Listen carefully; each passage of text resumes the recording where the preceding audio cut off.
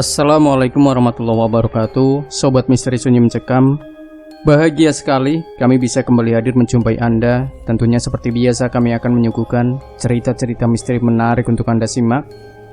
Dan kali ini kami akan berbagi sebuah kisah nyata misteri yang berjudul Dibuka Mata Batin, Gadis Ini Terkejut Saat Melihat Monyet di Rumah Makan.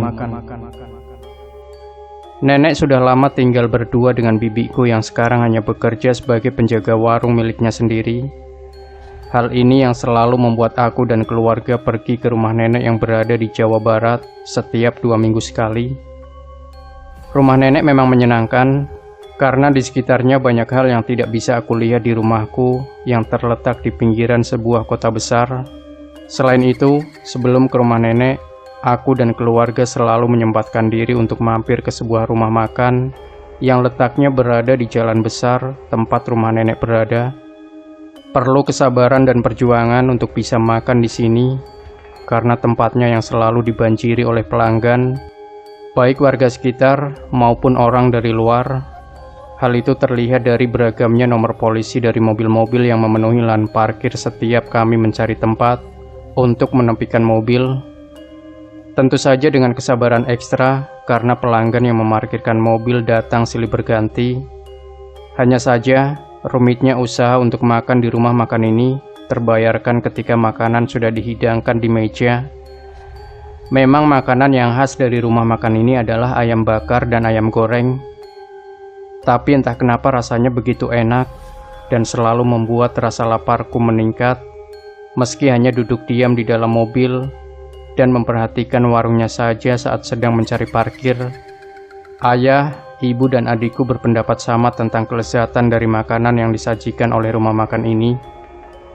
Kesamaan ini menjadikan rumah makan tersebut sebagai destinasi wajib pemuas rasa lapar setiap berkunjung ke rumah nenek. Saat itu perjalanan menuju rumah nenek tidak seperti biasanya, karena sepupuku Ita ikut serta. Ita ini adalah satu-satunya anak perempuan dan juga satu-satunya anak yang tersisa dari tanteku. Ita sebelumnya memiliki seorang adik laki-laki, hanya saja meninggal di usia 1 tahun. Sekarang Ita hanya tinggal dengan ibu dan seorang ayah tiri, dan itu menjadi alasan mengapa ia menginginkan untuk mengisi waktu liburnya dengan keluargaku. Meskipun kami sama-sama berumur 18 tahun, hal ini tidak membuat Ita menjadi sosok yang hangat dan ramah jika berinteraksi.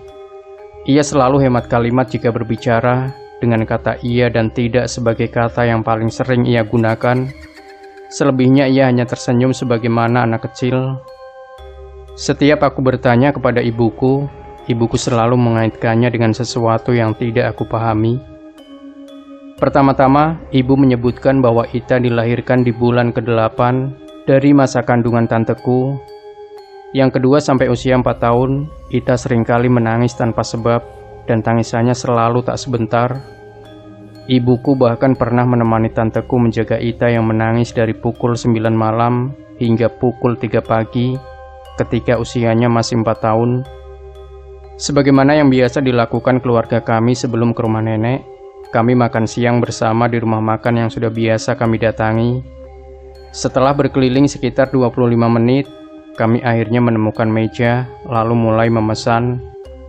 Baik ayah, ibu, dan adikku berbincang-bincang tentang betapa enaknya makanan yang disajikan di tempat ini kepada Ita. Tapi respon Ita hanya tersenyum kecil. "Kamu mau pesan apa, Ita?" tanya aku kepada Ita. Ita hanya membaca menu dengan wajah yang resah. Ia diam sejenak, lalu mengatakan bahwa dirinya tidak lapar. "Serius nggak mau makan? Nanti perutnya sakit kalau telat makan." Ibuku mengajak Ita untuk makan, namun Ita tetap saja menolak. Makanan pun akhirnya tiba. Kami semua kecuali Ita makan-makan dengan lahap. Sembari menikmati ayam goreng dan nasi uduk, aku diam-diam memperhatikan Ita. Yang membuatku bingung, wajahnya tampak resah, dan ia coba sembunyikan dengan menundukkannya ke bawah. Aku juga bisa melihat dahinya berkeringat. "Ita, kamu kenapa?" Aku mencoba mencari jawaban atas kebingunganku. Enggak apa-apa kok." Ia tersenyum meski hal tersebut tidak dapat menyembunyikan ekspresi khawatirnya. Seusai makan, ayah menyuruhku untuk mengambil dompet yang ternyata tertinggal di dalam mobil. Aku langsung beranjak menuju mobil dengan memutar-mutar kunci di sepanjang jalan. Beruntungnya dompet ayah tidak ada yang mengambil. Ketika melihat dompet tersebut tergeletak di jok mobil, aku mengambil dompet dan tiba-tiba ada yang memegang pundakku. "Ita, bikin kaget aja," ucapku yang benar-benar kaget akibat tepukannya yang keras dan tiba-tiba. Wajah Ita masih terlihat sama seperti terakhir kali aku melihatnya. Ia terlihat panik dengan keringat bercucuran. "Kamu kenapa, Ita? Sakit?" tanya aku yang mulai khawatir. Respon selanjutnya adalah apa yang tidak aku sangka. Ia menengok ke sekitar seakan tidak ingin dilihat oleh orang lain, lalu mulai membisikkan sesuatu di telingaku. "Di meja itu banyak monyet," ujar Ita gemetar. Aku tidak mengerti apa yang diucapkan Ita, tapi melihat reaksinya selama di tempat ini, aku mencoba untuk meminta penjelasan lebih lanjut. "Aku bisa ngelihat, dan di semua meja itu ada banyak monyetnya," Ita memberitahu seperti akan menangis. Mungkin terdengar jahat, tapi aku berpikir bahwa ia bisa berbicara seperti ini karena memiliki kelainan atau semacamnya. Aku tidak bisa menerima begitu saja atas apa yang ia ucapkan, mengingat ia selalu bertingkah aneh, bahkan sejak kecil. "Jangan bercanda, kamu bisa buktiin gak?" Aku mencoba menantang Ita. "Tapi kamu jangan bilang siapa-siapa ya," tanya dia. Entah kenapa aku hanya mengangguk di situ. Hal yang ia lakukan selanjutnya adalah menyuruhku untuk memejamkan mata. Aku tidak mengerti apa yang ia lakukan, tapi aku tetap melakukannya karena tidak ingin mengecewakan atau membuatnya dirinya merasa aneh. Ketika aku terpejam, ia memegang kelopak mataku dengan jari telunjuk dan jari tengah. Beberapa detik berselang, ia mulai menyuruhku untuk membuka mata. "Sekarang, ayo kita ke sana lagi," ajak Ita. Pandanganku terlihat seperti biasa saja, sampai aku melihat meja makan.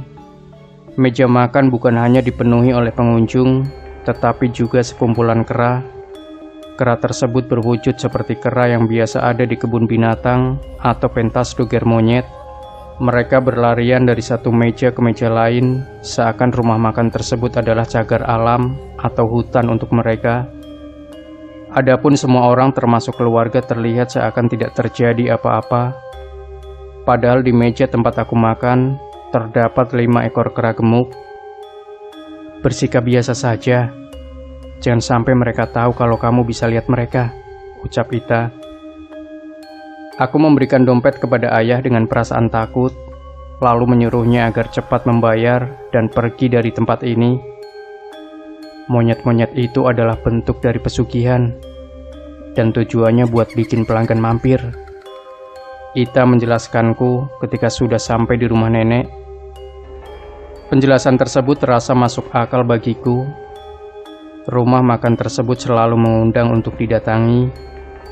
Entah kenapa nafsu makan meningkat setiap melewatinya.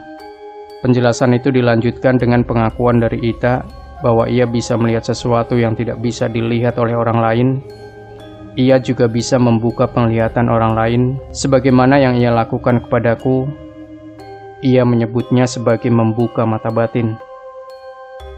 Sebelumnya aku tidak percaya dengan pesugihan atau hal-hal klinik, tetapi setelah apa yang dilakukan oleh Ita kepadaku hari ini, aku percaya. Oleh sebab itu, aku memintanya untuk menutup mata batinku kembali. Jujur, aku tidak mampu jika harus melihat apa yang seharusnya tidak orang biasa lihat. "Masih mau makan ke situ?" Ita tertawa kecil. Aku hanya menggeleng. Dan itulah pengalaman mistis dariku. Semoga kita bisa mengambil hikmahnya. Demikian Sobat Misteri Sunyi Mencekam. Tinggalkan komentar Anda, like, share video ini, subscribe channel Sunyi Mencekam, dan nantikan kembali cerita-cerita misteri terbaru dari kami. Wassalamualaikum warahmatullahi wabarakatuh.